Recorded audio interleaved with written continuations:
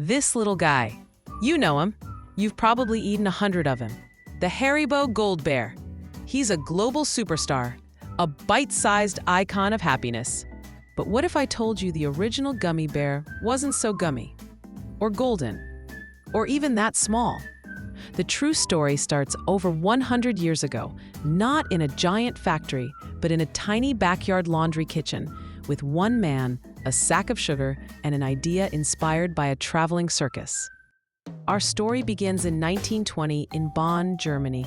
The world is rebuilding, and a 27-year-old candy maker named Hans Riegel has a dream. He's tired of working for others. He wants to create his own brand of joy. His starting capital? Almost nothing.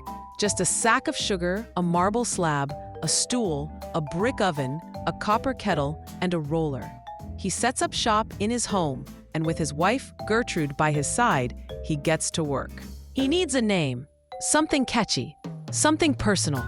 So he takes the first two letters of his own name, Hans Riegel, and the first two letters of his hometown, Bonn. Haribo. It was simple, it was brilliant. His wife, Gertrude, becomes the entire delivery fleet, bringing the first Haribo candies to local shops on her bicycle. But Hans wasn't making bears yet. His first candies were simple, hard sweets.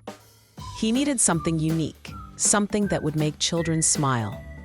Inspiration struck from an unlikely place, the street festivals and markets of Europe.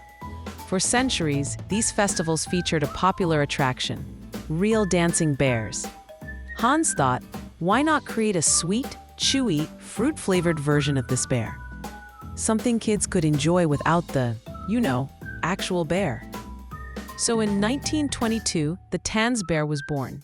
The dancing bear. It was taller and thinner than the bear we know today, but it was a revolutionary idea. A candy with a character, a personality. It was an instant hit. The dancing bear became the star of the Haribo family. Haribo grew steadily through the 20s and 30s. They even created their famous slogan, Haribo macht Kinder froh. Haribo makes children happy. But then, the world was plunged into darkness. World War II devastated Europe, and the company struggled with shortages of raw materials. Tragically, Hans Riegel passed away in 1945, leaving the future of his dream uncertain. His sons, Hans Jr. and Paul, had been taken as prisoners of war. But after the war, they returned. The brothers took over their father's legacy.